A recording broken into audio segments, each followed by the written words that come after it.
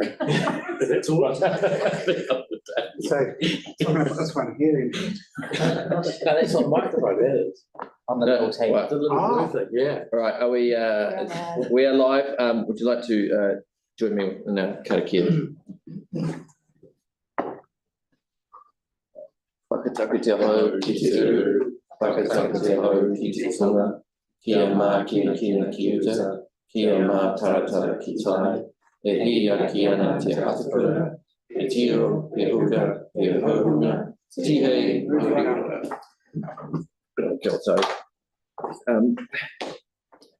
so we just have some apologies. So we have apologies from Jackie, who's unable to attend, and we have apologies from Kelly, who's going to have to leave early, I think, and potentially from Alex, who may have to leave early.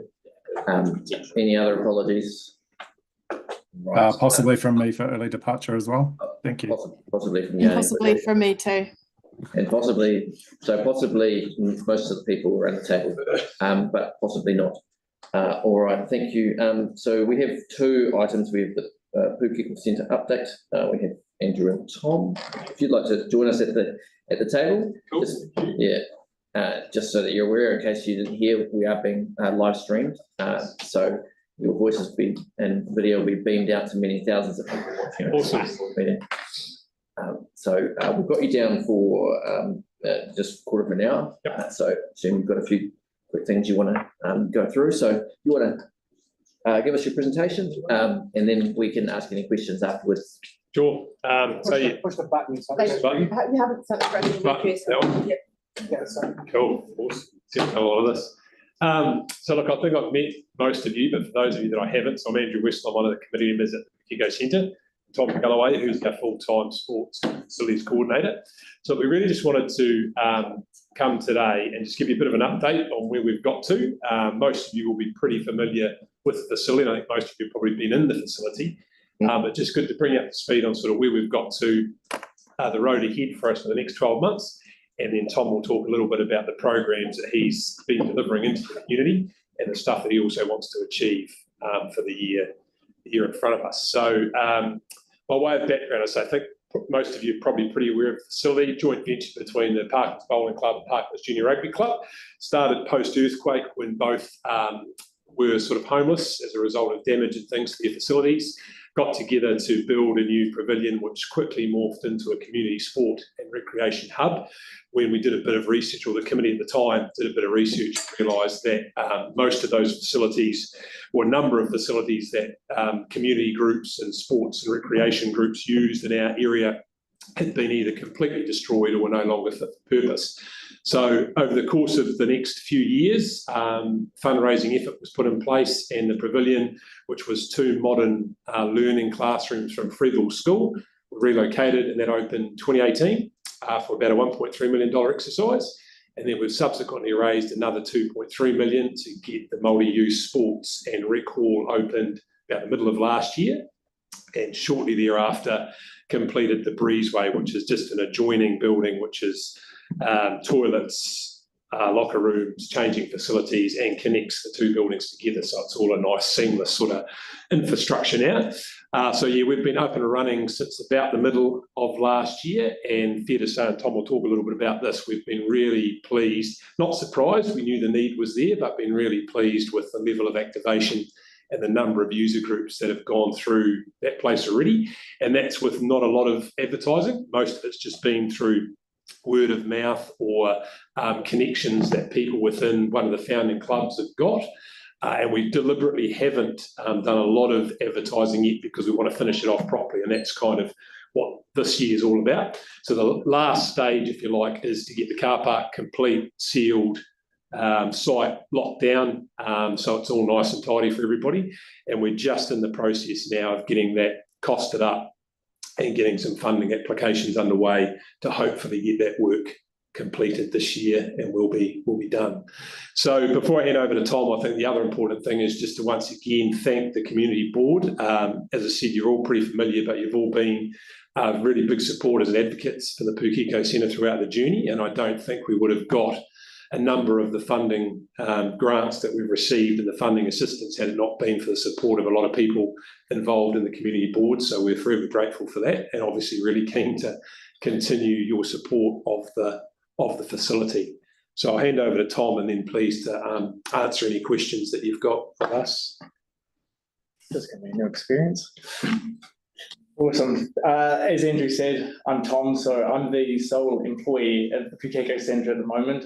My role is a sports and facilities coordinator, which can be roughly broken into two parts. So part one is coordination and delivery of sport and active recreation in the Parklands and wider Parklands community. And then the other half is hall operations at hall.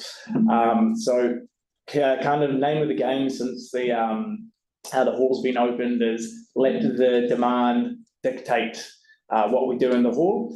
So the amount of user groups we've had through the hall have been extremely varied. We have regular hires from Christchurch Fencing Institute, from volleyball clubs, proactive martial arts. We've become a centre for early childhood birthdays, which has been a little bit of a surprise, but a pleasant surprise. And of course, Parkview next door have been using our hall as well for their assemblies and their PE.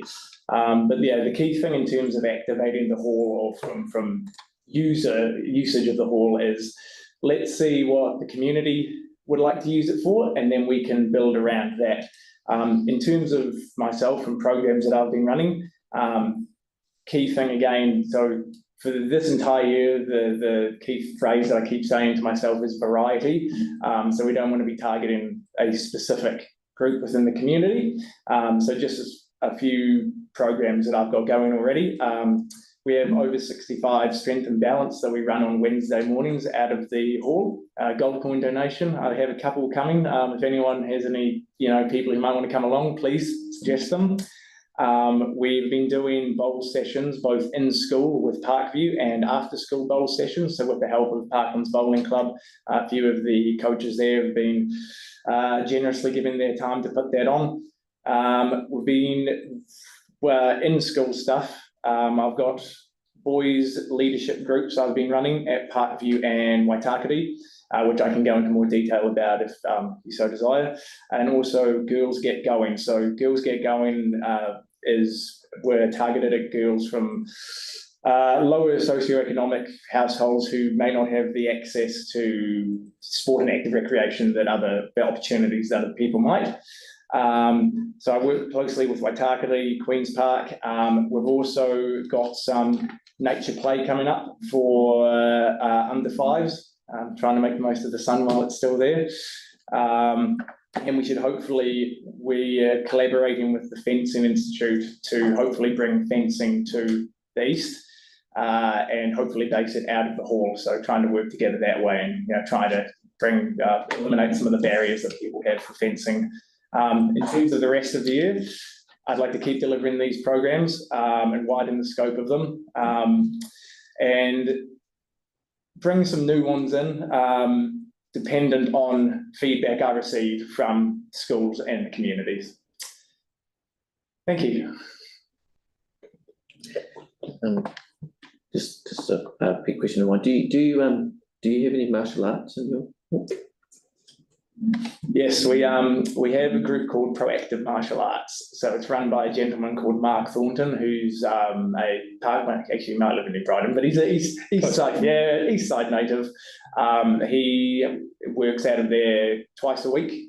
So we do our best to help his group grow, so to be successful. What kind of martial arts?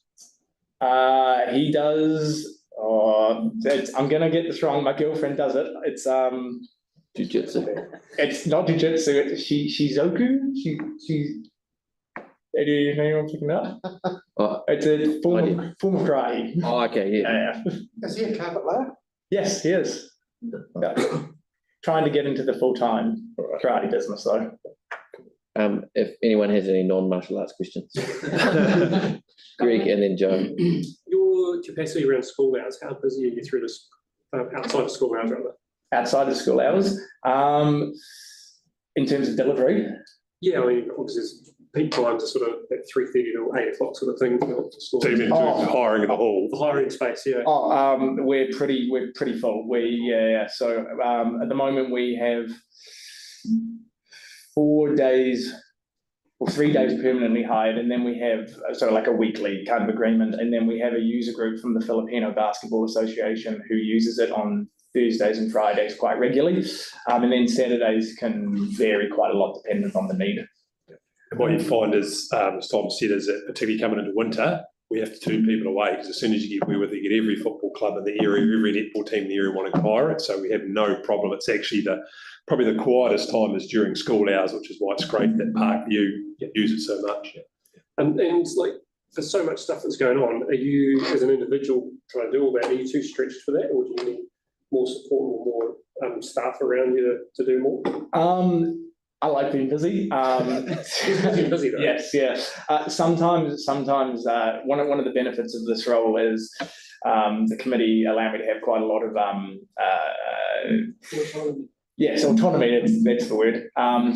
So what you'll find is sometimes I'll have a month period where I am probably getting a bit stretched, but then during the holidays, for example, my workload will decrease quite a bit. So it's kind of like a to and fro a little bit. I wouldn't say I'm overworked at all, but occasionally I get a bit stretched.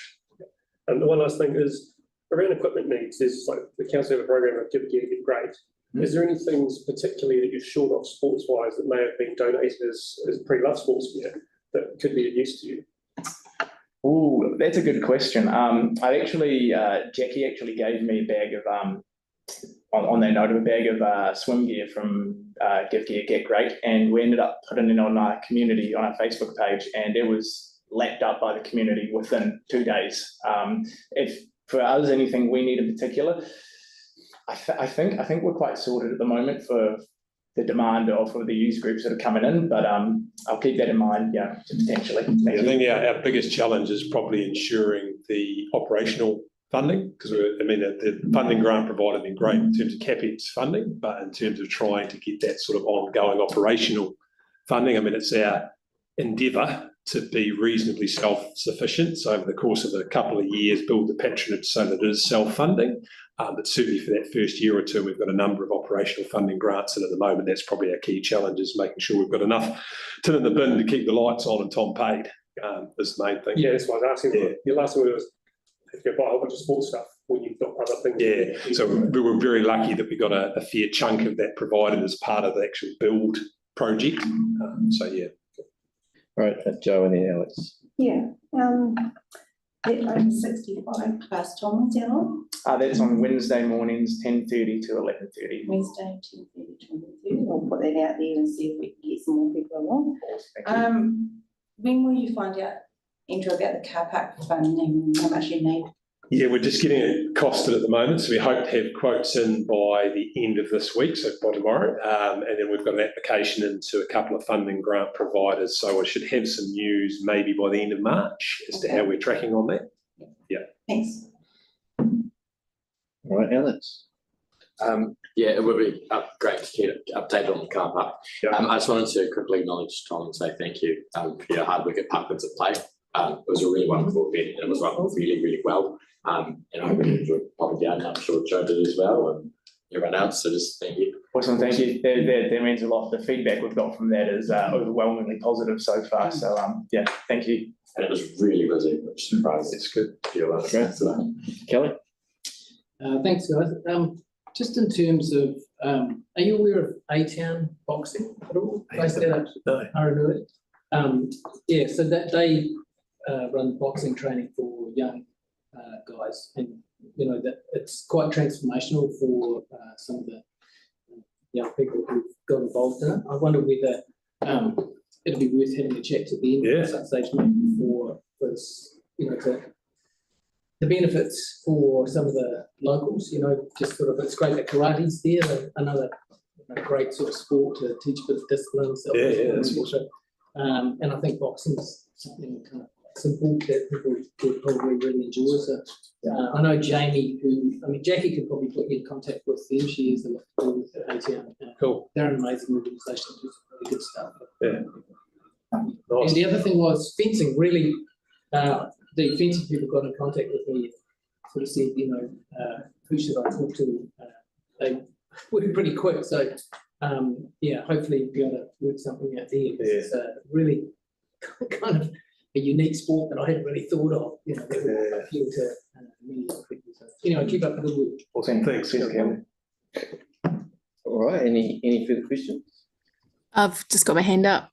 Oh, there you go. Celeste's question. Hi, thanks for the presentation. It's great to hear what you guys have been up to. Just wondering about the operational funding side of things, where you think that's sitting in terms of any potential shortfall?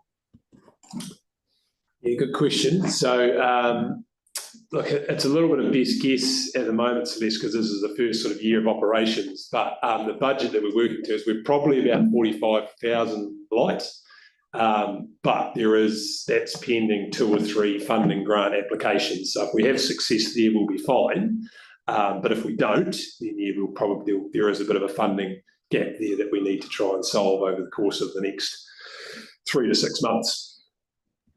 Okay, great. And you might be aware, but if we have a few funds that you might be able to apply for, so you might want to consider looping in with Jackie's seconded elsewhere, but Emily to just check in around the better funding. Yeah, absolutely. I think you've reached out to Emily and she's going to come back to you to arrange a time to come out and see the facility and talk to us about those funding options. That'd be awesome. Great, thank you. Cool. All right. Any further questions? All right, well, thank you very much. And thanks for your time. Pleasure, and for your ongoing work. We'll look forward to hearing from you again. Cool, thanks. Awesome. Thanks, guys. Yeah, thanks, guys. Thanks you all again. Yeah, see you. I think, members, we have a little bit of time before staff arrive for the next briefing element. I was wondering, councillors. We're still live. Yes, if you could give us a summary of what has happened with the surf funding and how that relates to the craft funding that we're about to discuss. Because I know that wasn't entirely clear from me watching part of the meeting. Exactly what it came to, and I got interrupted. So, as objectively as you can, what did the council decide?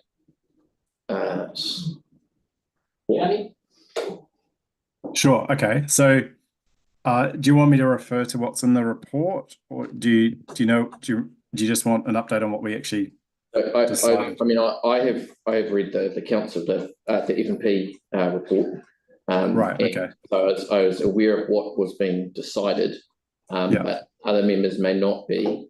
And cool. Where did it land? So the council, instead of stopping the projects that were at the top of the list to be stopped, which was Westmoreland Cycleway, Te Aratai Cycleway, Little River Link Cycleway, and the improving Bromley roads, the council agreed to pause work on those. And so obviously that will enable future consideration of them rather than being cancelled altogether. And then the other thing that council did was give back the Linwood roading improvements to the community board. And we were told that we have to prioritise that now within our craft budget.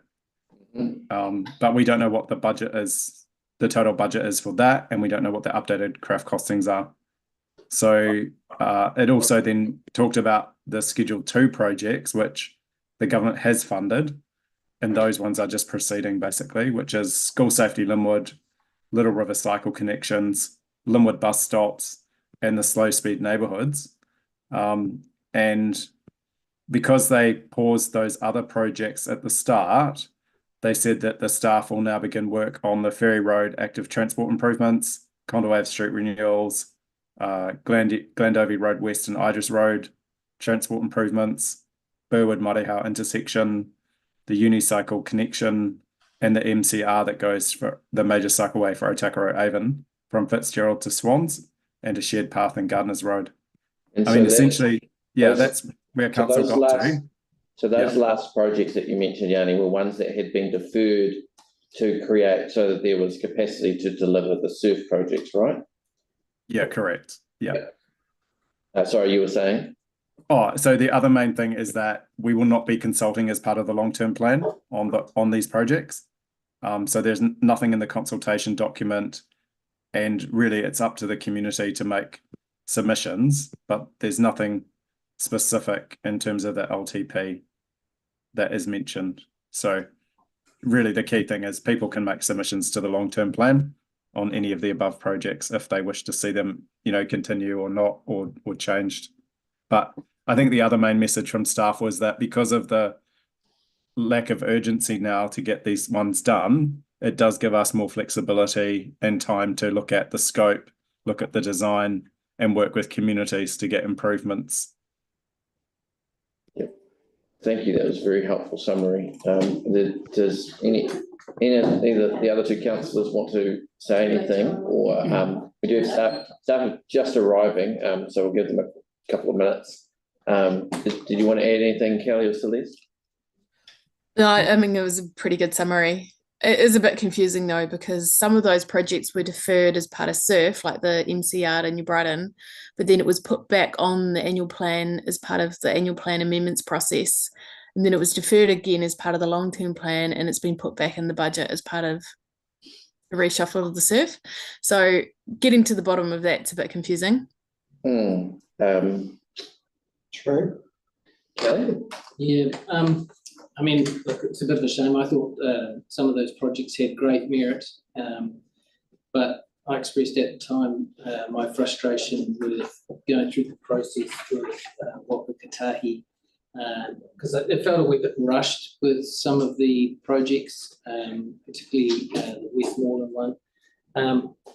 But having said that, I'm excited to see that the Burwood-Marahau intersection, which we get quite a few comments on, is back on the agenda. And the whole board supports as well. Yeah, and look, I mean, there's been resolutions passed before at council. I was looking at one recently on this, passed in 2019, and the issues around that have been there for a long time. And I get contacted quite frequently about people concerned about their children getting to Waitai School from over Parklands Way, which is Celeste area, and the Preston's Park area, which is over on Minor Creek side. So yeah, it's nice to see that might potentially, that we will continue now. But yeah. Thank you. Staff have arrived. We'll just wait. Hey, Kelly, I think you need to push that. We'll just adjourn for a couple of minutes. Am I just talking to myself? Yeah. Oh, Pretty much. we can hear you, and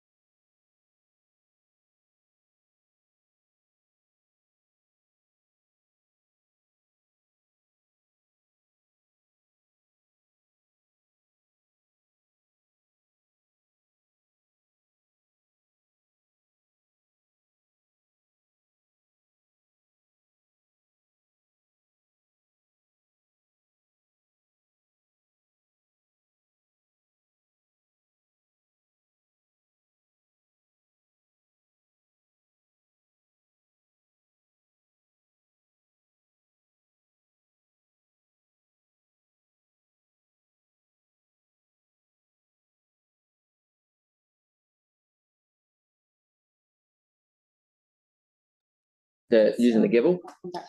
We are back live, in our new open world of the Christchurch City Council, we are broadcasting live on the interweb and so just for information, people in the public, we are talking about the Linwood Woolston Christchurch Regeneration Acceleration Facility, or CRAF, program update. So if you hear us saying CRAF, that's what that is, and we have here Kelly Griffiths, who is going to take us to a presentation with some project managers online and engineers.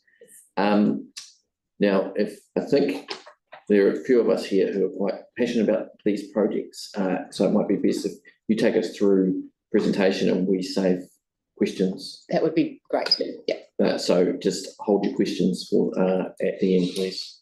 All right, over to you. Thank you. We are also waiting for Jacob.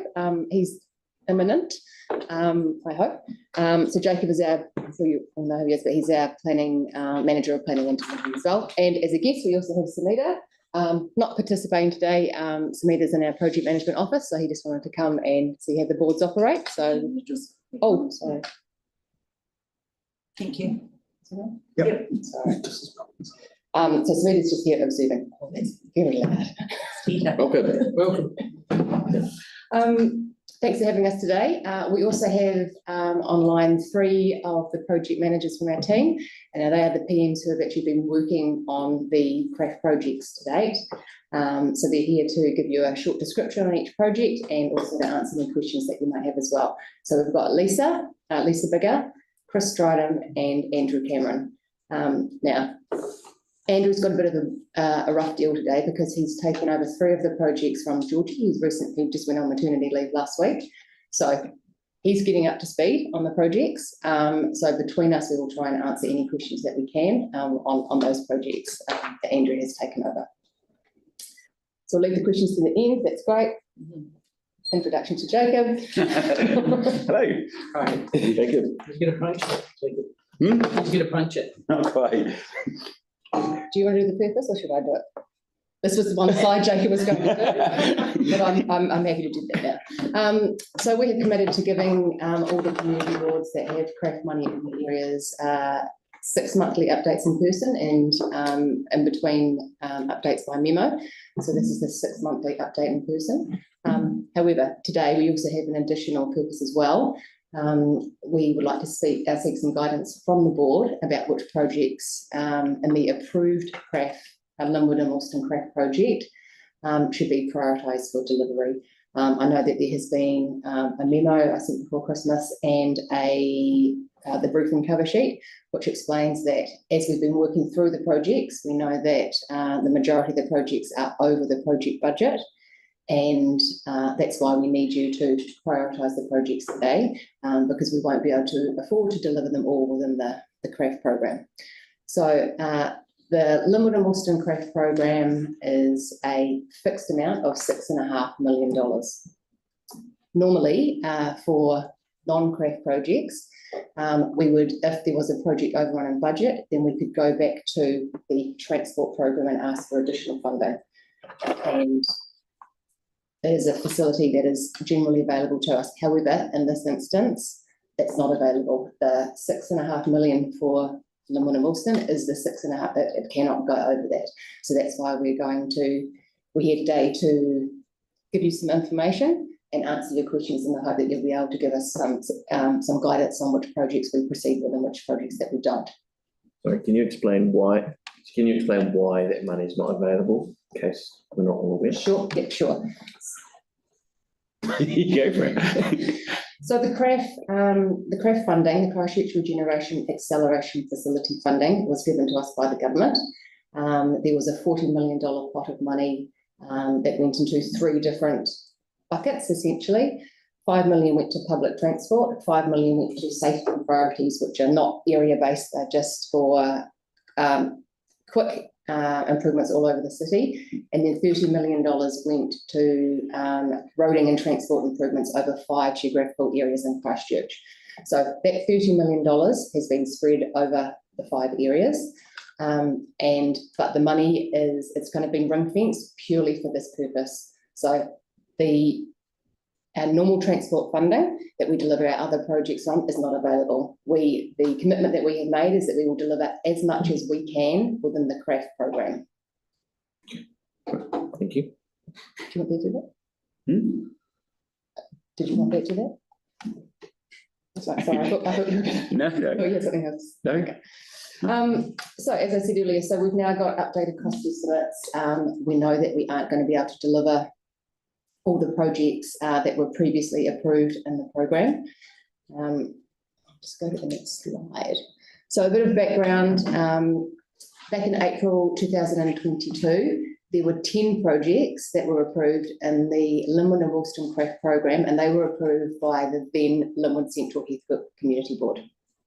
Then the 10 projects are the Linwood Avenue School slip lane upgrade, the Rona Street pedestrian improvements, Smith Street cycle and pedestrian improvements, Worcester Street restoration, Tilford Street footpath improvements, Chelsea Street renewal, Butterfield Avenue restoration, a Wyam Street and Holborn Street renewal, the Linwood and Woolston area-wide speed restriction, and the Waitai College pedestrian and cycle access project. Early in 2023, 4 of those projects in the program were then selected to be delivered by the Transport Choices program, which was extra additional funding. And these projects were approved for delivery in September of 2023. So those 4 projects are the Rona Street improvement projects and the Smith Street improvement projects, which were actually bundled together under Transport Choices. And then the Linwood and Woolston area-wide speed restriction and the Waitai College pedestrian cycle and access project. So when those projects were then transferred to SURF, the budget for those projects remained up in the CRAF program, so they weren't allocated to any other projects. We kept them there until we were 100% sure that the Transport Choices funding was going to be approved. So it remains unallocated funding for now. Yesterday at Finance and Performance, the committee approved that the Rona Street pedestrian improvements and the Smith Street cycle and pedestrian improvements projects come back to be considered today into the Linwood and Woolston CRAF program for delivery, and that the Linwood and Woolston speed restriction will be delivered by the Minus Road Safety program, which is actually in construction at the moment and is due to be completed at the end of March.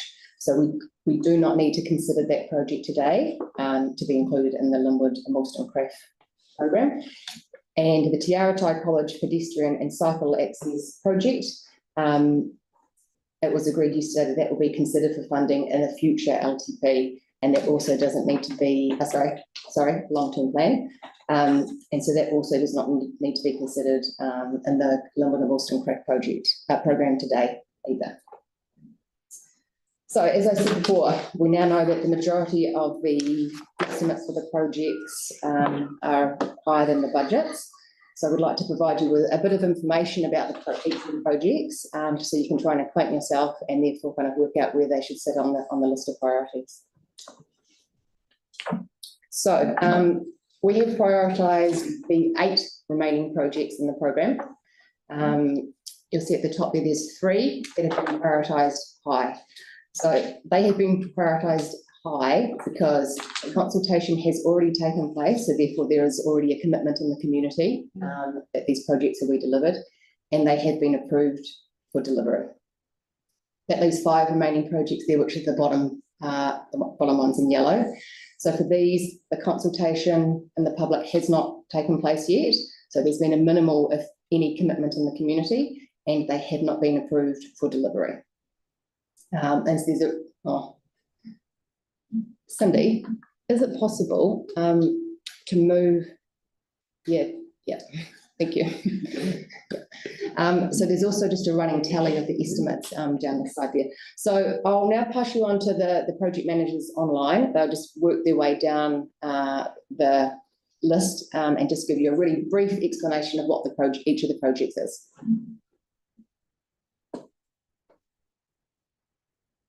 Andrew? You might be able to press your button. Can't hear you.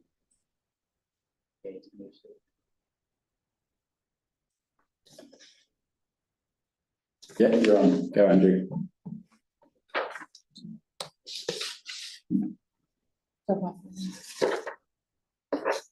Can hear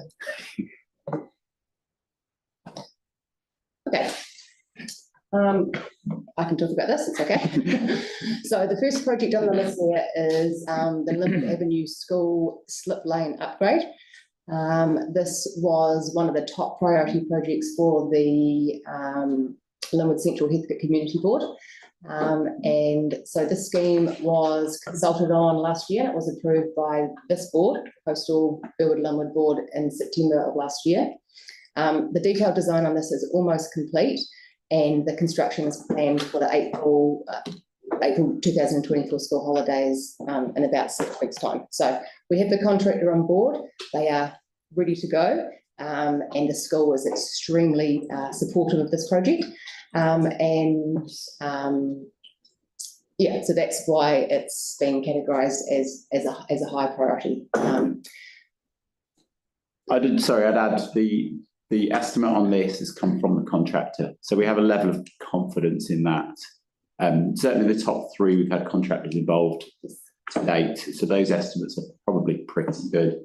And below that, our level of confidence drops, I would say. So yeah, so the original budget for the Linwood Avenue School slip lane was 300,000, and the updated estimate, which, like Jacob said, we're pretty confident about, for the total project cost is $650,000. Hopefully you'll be able to hear Lisa, who's online as well, and she can talk about the Rona Street and Smith Street projects. Hi, can you hear me? Yes, we can. thank you. Okay, cool. All right. Hi. Yep. So I'll start with Smith Street cycle and pedestrian improvements. So the scope basically includes to provide a safe pedestrian crossing facility on Smith Street to access the Linwood Pool, as well as install traffic calming and a cycle facility. Where the project is at the moment, it's at detailed design, almost complete, which is almost complete at the moment. So we have received contractor's estimate at the moment. So yeah, pretty much almost good to go. And it has been consulted as well. It has been consulted on, and so yeah, and the costing estimate, we're looking at a maximum of 600,000. So yeah, falls just below that. Can I move on to the Rona Street? Is it good? Okay, all right, I'll take that as yes. Okay, so the description on that one is to install a new cul-de-sac turning area with footpath access connecting to the primary school, and also to improve the footpath, as well as install curb build outs with speed humps, 2 speed humps there. We currently at detailed design phase, which is almost complete as well.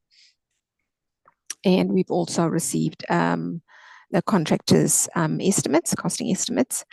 This has also been consulted on. And so the costing estimate there is also close to $400,000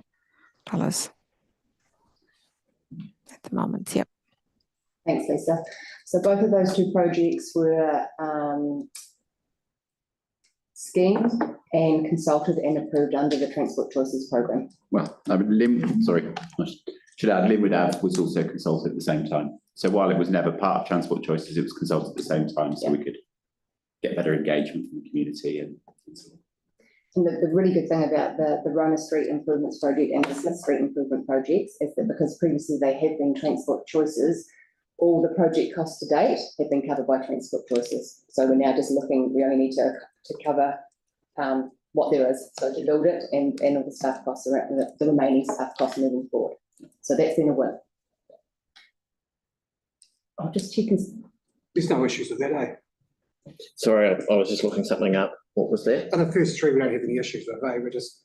Well, I certainly don't have any issues. But I'll just check with Yanni and Celeste. So please keep it focused on the three we're discussing, Yanni. Yeah, sure.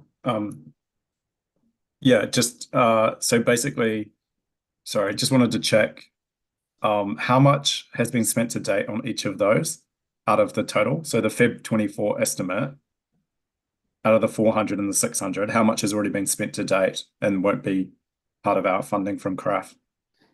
I'm sorry, I don't know those details, because I can find them for you, but I don't have them to date. Because we didn't need to allow them today, but we can have a look at them online for you.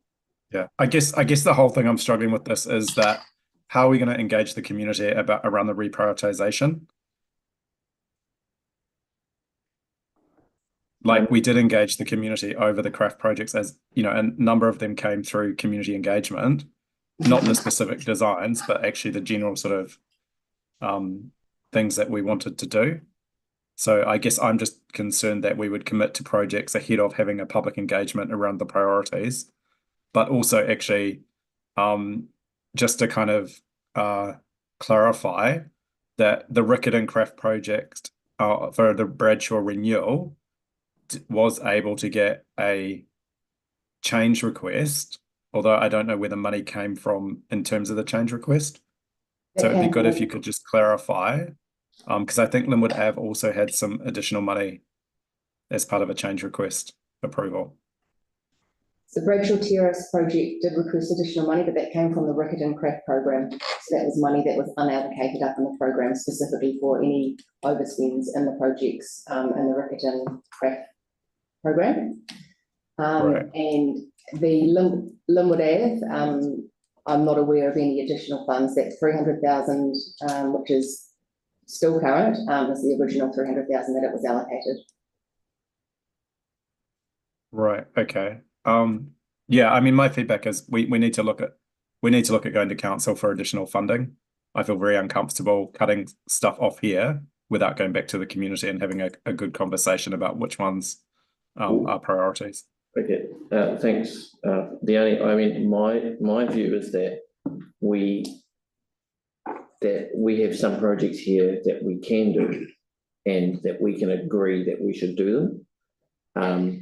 Because otherwise what happens is, and the fact is that the LTP has already been mostly decided on. There's not a whole lot of extra money lying around. We do have this money.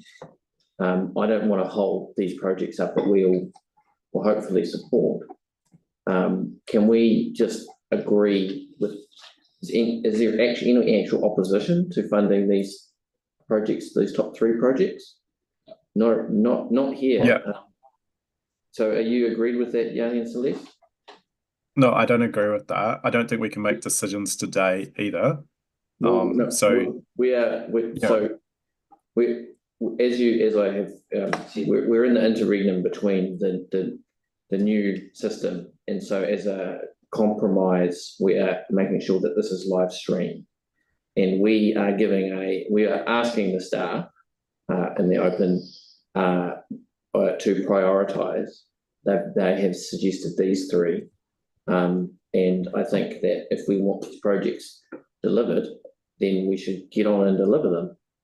And I certainly know, I mean, I was talking to the principal of Te Pāora Whakahotu, and she is very disappointed that the potential to delay the Rona Street. So she's pretty keen to get on, and I'm pretty keen to get on with the Linwood Ave slip lane too. All the other residents in these other communities are equally as keen for us to get on with their projects. Yes, but we're talking about what is possible. We're talking about what is I don't think it's fair without having a democratic decision-making meeting when this was a decision of the community board originally, that it needs to come back as part of a formal report so that we can make these decisions. I don't think we can just make these decisions today in light of all right. Can you just some advice very quickly? This is to get guidance on where we go with the decision. So we will always have to come back for a decision-making meeting or a decision-making report. It's not a final decision. You know, and I have made it clear that this now old way of doing things, of having a closed briefing and giving a steer and then going to is not my preference. But we are here, and we've been asked to give a steer, and the whole community board and the majority of the community board are quite clear that we support those top 3 projects. But you are going, in order, before we make any decisions, there's going to be a report and it's going to come to a decision meeting, correct? Okay, well, in that regard, we will move on from. Oh, sorry, can I just add? I would like to see options come back for actually delivering those projects within the existing budgets.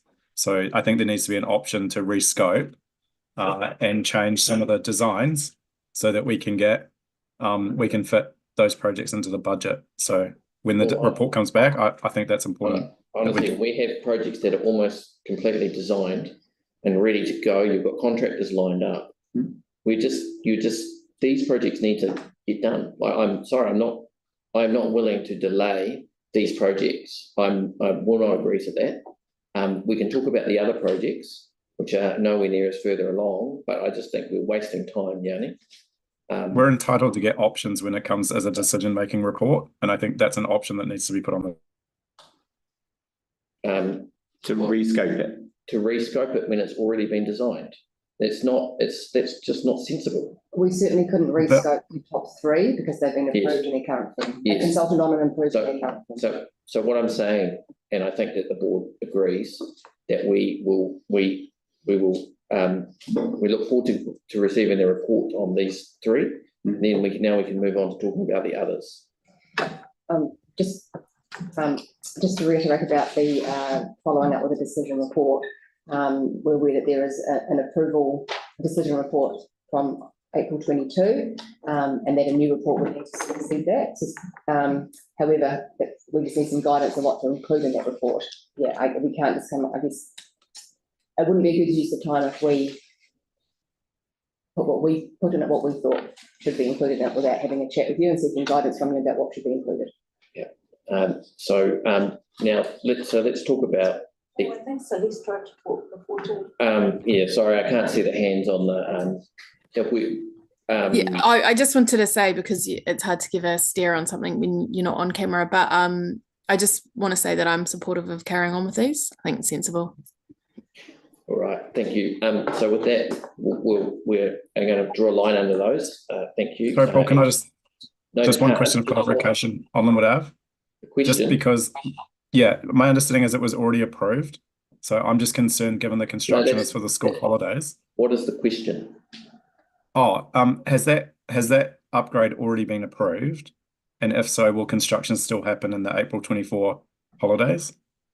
So this board approved the Linwood Ave school slip lane in September 2023, separate to Transport Choices. It was a standalone project. Right. And the school have requested that regardless of when we build it, that it's in the school holidays to obviously try and minimise the disruption to their parents and students. And so we have said that all things going well, we will be able to get that construction in the April school holidays. Excellent. Yeah. All right. The other 2 would need a formal report because they were part of Transport Choices, and at the moment the decision of council is that they are on hold because of the whole Schedule 2 funding position. So you would need to formally agree that they come back into this scope and go ahead. All right, thank you. Now let's move on to the mediums. Sure. I just want to check if Andrew is now able to be heard because he's got more background than I do on some of these. Can you hear me now? Yes. Awesome. Great stuff. So Worcester Street, so this was about 75 metres of curb renewal. That was over 2 locations, and that required the associated carriageway reconstruction and footpaths replacement. And it's situated between McLean Street and Linwood Avenue. We have received a price from a contractor, and we're able to start construction probably within a couple of months if we get agreement here that you want to go ahead with it. It hasn't been consulted on. It's minor works and would be fit into the standard start work notices. So that's all we require there. And yeah, the price that we're looking at on there, that's come through based on an actual quote from our contractor. So that's yeah, pretty good.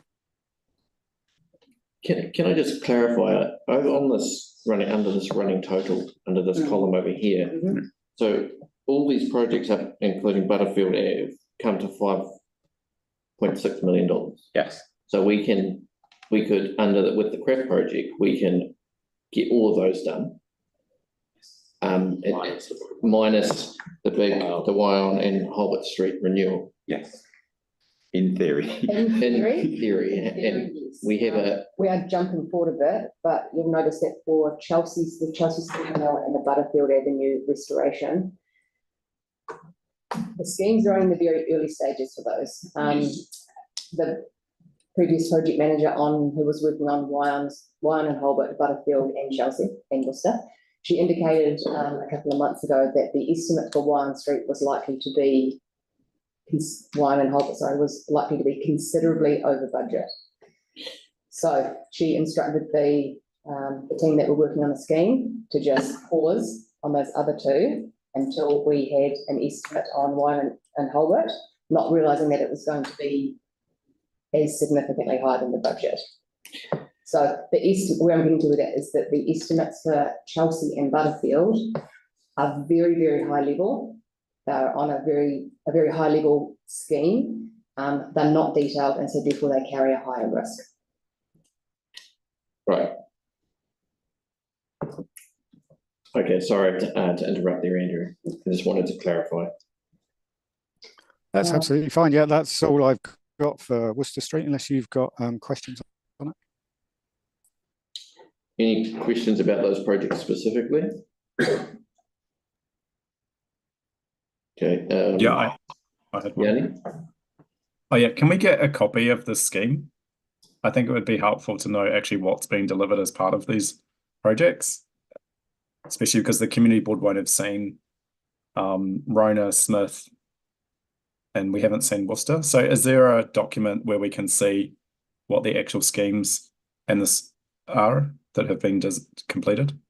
Yeah, certainly for Rona Street and Smith Street, we can send you the decision reports, which has obviously got the process to date, so the engagement, the analysis of the engagement results, and then the approved scheme design.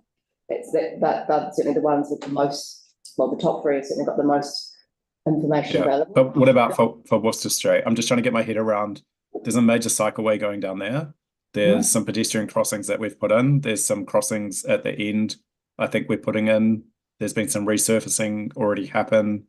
So I was just trying to get an understanding of like what was actually going to be done there, so and how it fits in. Can I speak to that one? Yeah. So basically the work that's being done is to take away ponding where curb levels have sunk. So this work literally is just bringing the street up to a level where we haven't got water ponding in rain events. So I can definitely send the board on the design drawings that we've got that have come back from our designer to show what we are actually doing. But it is just the curb realignment to make the road work. We're not actually changing anything within the environment. So obviously when you do the curb, if we're changing the level slightly, we're going to have to reinstate the path behind it. And there's going to be some carriageway, but that's going to be kept to a minimal just to tie into the new position. Right. And do we know when the cycleway, I understand we have a preferred route, but that hasn't been finalised. Do we know when that decision is happening? I see that council just agreed yesterday to bring forward the work now on that cycleway. I didn't see the decision yesterday, but if we would start. Oh, sorry, you're right. It's only looking, to Swans Road. I think we'd be looking end of this year, beginning of next year to finalise the route. So we're a decent way off. I mean, and then you've got to go through scheme design, consultation, detailed design. So I would imagine we're a minimum of 2.5 years away from building anything there. So to summarise this, this Worcester Street is very straightforward. It could happen very quickly, and I mean, I go down that cycleway when I come into town from work. It floods a lot. Mm. So it definitely needs doing. I mean, it's glorified. Why could it not be done out of existing maintenance budgets? But where does it rank in the priorities? So none of the projects which are on this list were on any of the maintenance list of priorities. That's why they were brought in as potential crash projects. So it doesn't. Well, it hasn't previously. Yeah. All right. All right. I guess keep going through the projects. Chris?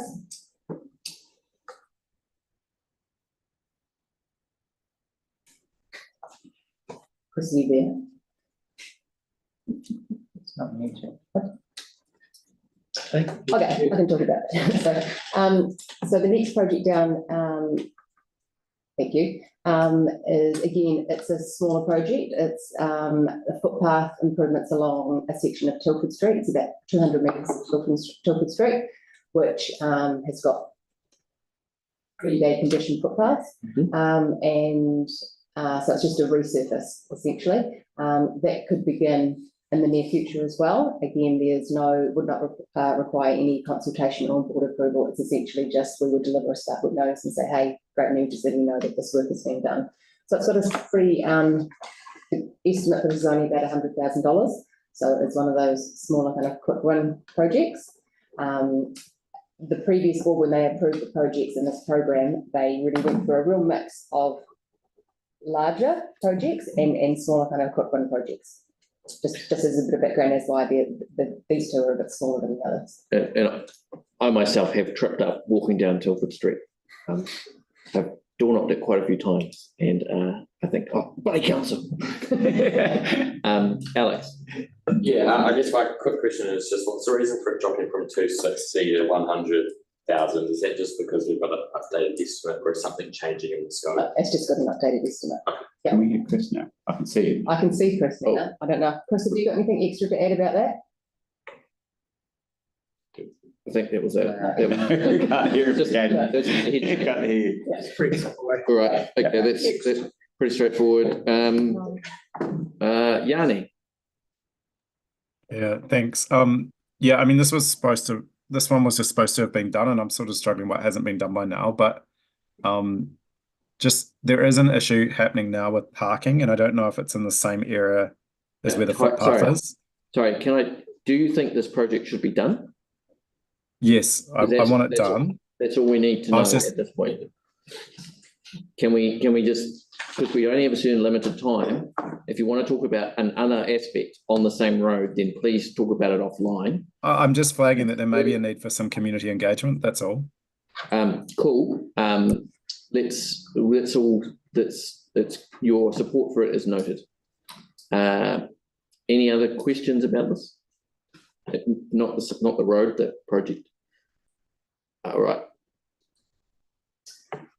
So the next two, Andrew can give you some more information on as well, Chelsea and Butterfield.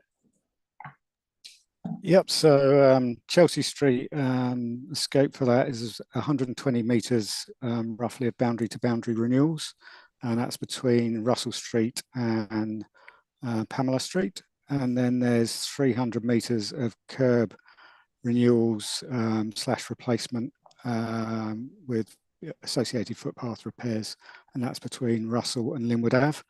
The project was, as Kelly said, was put on hold because of the finances until you guys confirm whether you want to go ahead with it. But in the meantime, the survey's been done for that. So the survey's been carried out. So the next stage would be to start the scheming phase. So there's been no engagement or consultation around that as yet. And the cost, as Kelly's mentioned, that is a very high level cost based on linear meter rates that we've been getting recently off of other projects. So yeah, very, very high level. So moving on to Butterfield, it's more similar to Worcester, but just on a bigger scale. It's got about 310 metres of curb and dish channel replacement, again with obviously the associated path renewal and any drainage. There may be sumps that need to go in for that. And then 270 metres of just localised curb and flat channel repairs. Again, that one was put on hold, as has been mentioned, and the survey work has been carried out for that. So again, the next stage would be going into the design for that. So no engagement or consultation has been done. And the same iteration again, there's a high level cost using current rates that we've got off of other projects just to provide linear meter rates. And that brings us to Wyon Street. So that's a full boundary to boundary street renewal. That has been schemed, and that's given us a scheme quote that we've got of that 6.5 million. So there's been some early engagement with that. There's been a community meeting, and yeah, that cost estimate is based on the scheme to date plus the risks associated with that scheme. And the areas of risk, the main areas are around drainage. There's a lot of drainage issues along that street that need looking at. There's also a culvert that goes across the street. And there's a lot of obviously clashes, potential clashes with lateral pipes coming in from the properties if we put more drainage in. So there's a lot of risk around that. And there's probably a large risk around coal tar. So they're probably the main risk areas that have been priced into that. So this is the one that I'm most disappointed about, concerned about, and we've talked to local residents. We've kind of worked out what the issues are, and they're feeling pretty. None of them believe it's actually going to happen, and we're potentially going back to them and saying, well, it's not going to happen, or it's very unlikely to happen. But even if we took out, well, we're talking about $3.5 million. If we were to say that Chelsea and Butterfield weren't priority, that's only half of what is needed. But like my question is like there are serious drainage issues that need to be dealt with. They're going to need to be dealt with on a council budget anyway, at some point. Like how does that work? Like it's like, sure, it wasn't on the priority list. It had been on the LDP about, before the earthquake, but lots of places. So what, and I know that Yanni will have some questions on this, but can you enlighten us? If it's not here, it goes into being prioritised against all the other street renewals around the city. So it sits on that list and is prioritised. I couldn't tell you where it sits on that list. Is it, because you said on the other ones they weren't on the list? Where is this in terms of the thing, particularly the drainage aspects of it that I think are the most concerning for residents? So it wasn't previously on any list, which is why it was potential for the craft program. I did go and have a chat with our maintenance guys yesterday when we were compiling all this information to see if there was anything that could be done if it was to come off the craft list, and they have said they have already added it to the FY 25-26 resale program as a potential project. However, that is just addressing the surface. Yeah. So they've acknowledged that the surface down there is in a very poor state. And so it's going to be prioritised. If it's not done in the FY financial year 25-26, then it will be pushed forward to the next year. But that is just the resurface, so that's just what's on top. It's not looking at the drainage, it's not fixing footpaths, it's not removing any of the coal tar. As far as I'm aware, our street renewal program is pretty minimal at the moment. Is that right? Yeah. So I don't know if there really is a program for that type of work. I mean, there is, but it's just the level of funding for it is pretty small. Yeah, it's low with a huge demand. Yeah, I mean, it was known as a resurfacing problem, which for those of you who've been here a while, about a year and a half ago, a bit of a mix-up between the craft team and the maintenance team, and they went through and started the pre-seal repairs, and then were told, stop, we're going to come through here for a full street renewal. So it's known as a problem condition-wise, but yeah, it's not down as a street renewal, I understand. Okay, I'll take a question from Yanni and then Greg. Oh, sorry, Yanni, Alex, Greg. Yanni? Oh yeah, so I've been told Hay Street is 160th, I've got an outstanding question for the LTP, which obviously it's a bit late now because the LTP's been approved, but the draft one. We're not talking To about get a Hay list Street. of, yeah. We are not So talking- I'm just trying to get the where these please are in the focus. list of street renewals. Look, we need. So like we we do need have to- lists of street renewals. So I'm just trying to understand where's Wyand and Holbert in that list. Do we know? It's not on the list. It hasn't previously So what does that been mean? on our Like, list. so is there a certain cutoff? Like how far does the list go down? I don't know the answer yet, sorry. No, off the top of my head, I couldn't. No. But Right. we don't know. I mean, this is one that I feel like we just need to go back to council. It's the only street renewal that we're going to have in the last 20 years, I think, in our ward. I don't think there's been a single street renewal for 20 years if this doesn't get done. And there's a 90-year-old guy that put submissions into our consultation. The other problem was that, of course, the residents, there was a mix-up with getting back to people that had made submissions, so they weren't aware of certain things. So, you know, I just think we need to find a way to try and get this one done. And if it includes going to council for the additional money, we should do it. But I am also very concerned that we've got such a massive budget blowout. Well, I'm inclined to say to basically agree with you, and my view is that we hopefully we'll get all these other projects done, and that we should go back to council for Wyong and Holbert Street. I think that's really the only viable option. I've got other people nodding their heads around the table. But before we talk about that, some Alex and Greg. Yeah, this is just a really quick one for me. You may not know the answer, but in terms of just that citywide renewal program, what sort of factors go into the priority rating? So in terms of number one versus like these activity, what factors are used to determine those ratings? Condition, age, and it's condition of the road, the footpath and the curbs that are all taken into account. Yeah. Top of my head.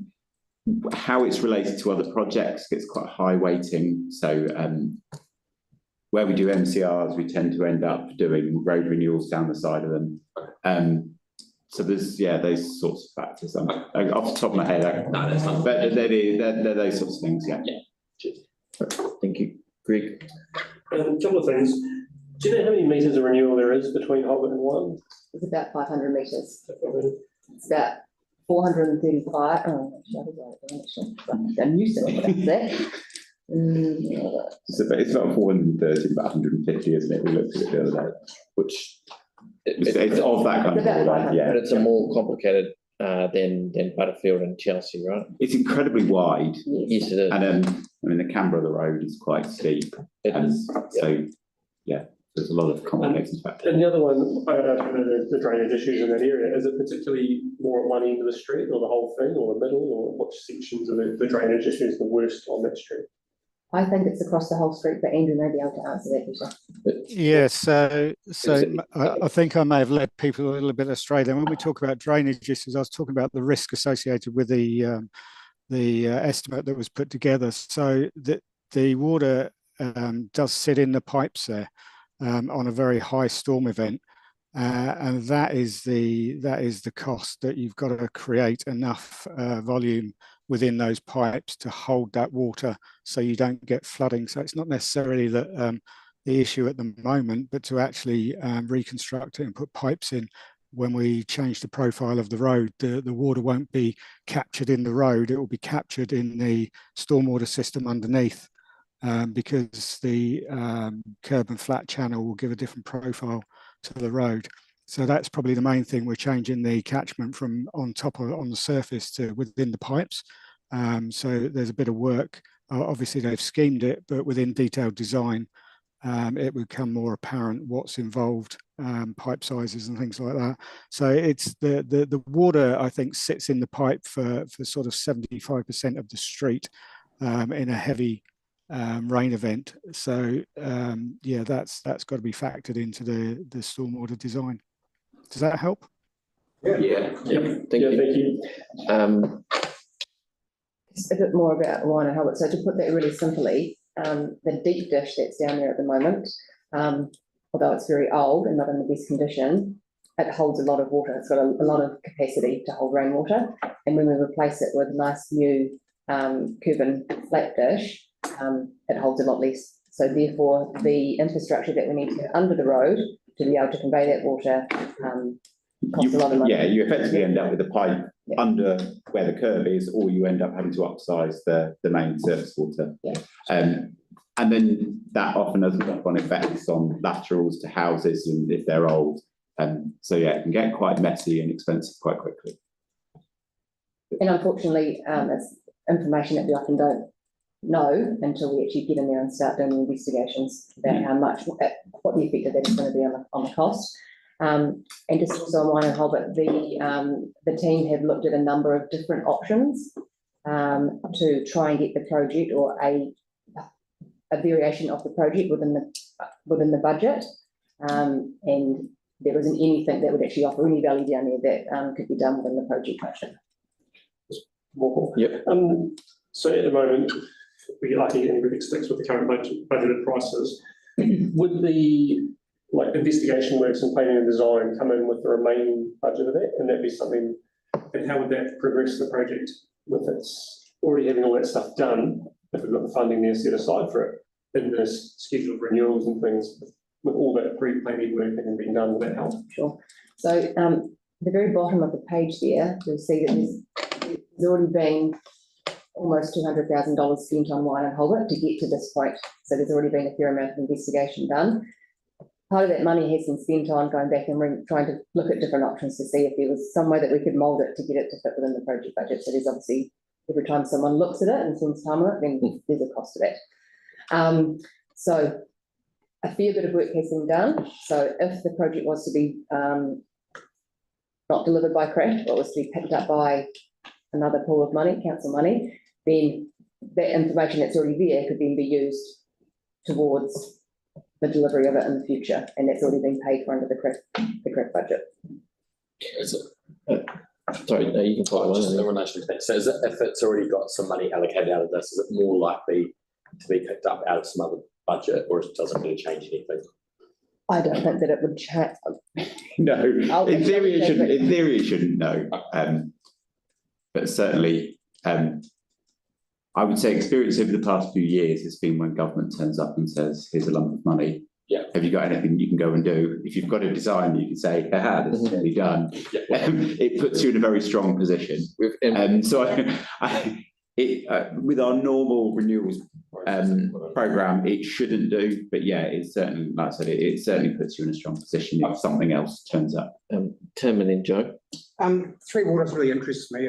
I think it's very interesting. With the laterals and changing the curb being higher, do you put bubble up sumps on the laterals to make them work? Is that a solution? What needs to be done? It is a solution. I'm not sure if it's what's been proposed on this. Andrew, have you got any? Can you answer that?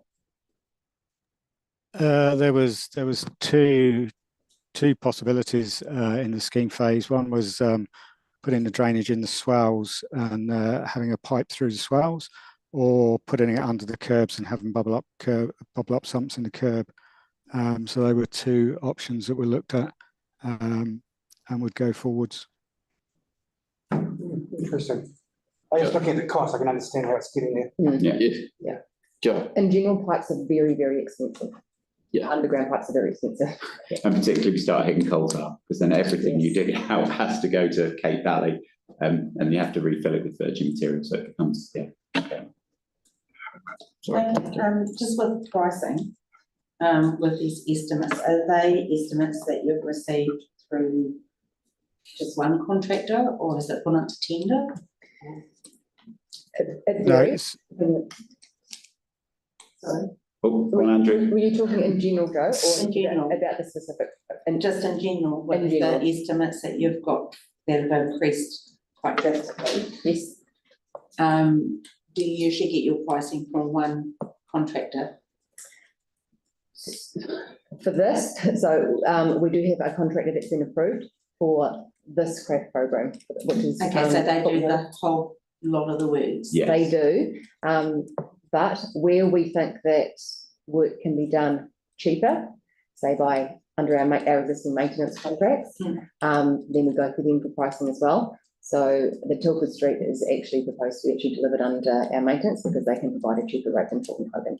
Yeah, I'm just wondering if it was a tender process and we go for the cheaper option. And if there is remaining budget from any of these, I take it that gets put towards. It goes back into the program to then be reallocated. So there is a possibility that that could happen, or are you expecting them to actually go above and beyond these prices? So to jump to where we were probably going to get to at the end, in terms of our job is to sort of give you recommendations. Obviously you make the decisions, but we give you recommendations. Our recommendation would probably be that we do the investigation work on those, well, on the remaining two really, Chelsea Street and Butterfield, see how they come out and then come back and you make a final decision at that point. We'd probably spend, what, 10-ish% of that budget, I would think, getting through a full investigation design phase, and then we'd have a real sense of where they were. That might be a better way to go. And I mean, I don't think we have much other option really. Like it'd be like with the wire and whole bit, like we really want to be able to deliver that, but clearly we can't unless it's the only thing we do. But then we'd be wasting all this money up here. So I mean, I'm interested to hear what the rest of the board thinks. If that suggested approach from staff is the one we should take. As in the audits on. Well, yeah. Well, we essentially we will expect reports going down to Tilford Street. Well, we won't get one for Tilford Street because it doesn't need consultation. So based on what you've said today, we'd probably come back with a report that recommends that we do the top 5 straight out. Yep. That we then, I mean, I don't want to lead you here, but I think our recommendation would be that we design the next 2 and then come back to the community board with firmer costings, and you can make a decision at that point. And then you'll know whether it's 1, 2, and if it's 1, which one you go with. Yeah, that makes sense to me, and because we want to get as much of this done as we can, and we don't want to delay it trying to get. Because costs are continuing to go up, right? So if we continue to delay, we will certainly end up only being able to do one of those projects. The advantage of also taking that approach as well is that if we were to proceed with the construction of the top 5, once we bring a report back, then those costs are known. We know exactly what we're left with in the program, so we can make more of an informed decision about what's left to be allocated. Yeah. So I'm happy with that. Does anyone have any comment? I'm happy with that. Can I ask a quick question about? Yes. You commented about stuff going to Cape Valley. I thought some stuff was getting recycled. Coal tar. It's coal tar. So I understand that parks, as part of the 60C pathway, are looking at something. It sounds to me like soil washing, but I don't know, because I don't think you can wash coal tar. I'm not an expert in this area, but they are not. As far as I know, they are looking at that with the university, and I think later on this year they're going to start trials. So we're not anywhere near a point where we can do it. They also have huge volume, which means something like that would work. If they can get it to work, then we may then start trying to piggyback off them. But generally what happens with soil washing is you end up with a small amount of very bad stuff that costs you an absolute fortune, and the rest of it is then recyclable. But you have a huge area of processing and dealing with it. Apologies. No worries. I agree with what you're saying. Yeah, Yanni, you have a comment? I mean, I guess I'm just concerned that, like, we've known about the coal tar issue since North Avon Road. So I'm still struggling to understand how our costs can be so wrong at the start, because it puts us in a really awkward situation with our community. I mean, the fact that the project has tripled in price and we're saying coal tar is one of the reasons, I just can't understand why that hasn't been picked up sooner. Can you comment on that? Did you want me to speak to that, Kelly? I mean, it would be good also just to know when we actually got the costings for these. When did we get the revised costings? Yeah. When did we know what they were? Thank you. All right. So sorry. The revised costing for Wyand came in within the last month, within a few weeks. So with the coal tar, we know potentially there is coal tar, so there is a percentage that is included at the early stages of planning for costing projects. But obviously the actual design that you come up with has a lot to depend on how much you have to dispose of. The fact that we're looking at piping potentially a lot of water around, that obviously means a lot more excavation, which means a lot more coal tar. So also the profiling of the road, depending on whether you lower the road more or less, then that's volumes of coal tar. So it's very dependent on the actual design as well as just knowing it's there. The other thing that I'm mindful of as well is that I believe the regulations around coal tar and what we have to get rid of is changing as well. Yeah, it's not just a simple, you've got 450 meters of road, so it's going to cost you X for coal tar. There's a bit more, and depending on how you take it off as well. In some jobs, they've planed off, they've done a lot of investigation work and planed off just the coal tar, and they've kept costs down. So there's a lot of stuff that you can work with it, but at the early stages, they've got a lot less information to work on, so it's completely understandable. So it's a known unknown at this point. So before the beginning of a project, you know that there's coal tar, but you don't know how much there is and how you're going to be able to get rid of it. There's a potential for coal tar everywhere. Yeah. Right. We don't know that there is. We then do extensive testing to find out. Thank you. Yanni? I don't agree with delaying this project. I think we need to push on. I think we need to bring a report to council straight away for a change request to get the additional budget. Well, I'm happy to support a change request and to look forward to hearing more about the rest of those projects. I think we can probably all agree with that. It'd be great if we could get that money. All right. I missed that part where you're talking about what would it be.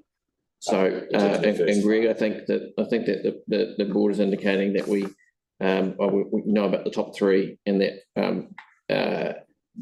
we can continue on the next two, and then they'll need to do some scoping on the Chelsea and Butterfield to see how much it will actually cost and whether we can do them. And we might be able to get both of them, we might be able to get one of them, but at least then, if we proceed like that, we'll be able to get as much done as possible. And then we'll go to the council trying to get Wyong and Hilbert progressive. All right. Well, I think that's us.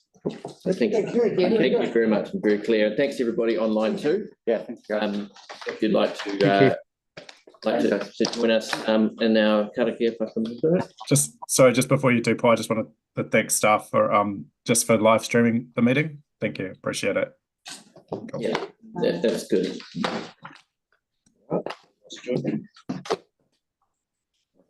E tau te rangi mā o te rangi I tu nei o papa tuanu I kata tōne o te kaiao I api nei ki runga I a tātou tika I mauri ora o tātou.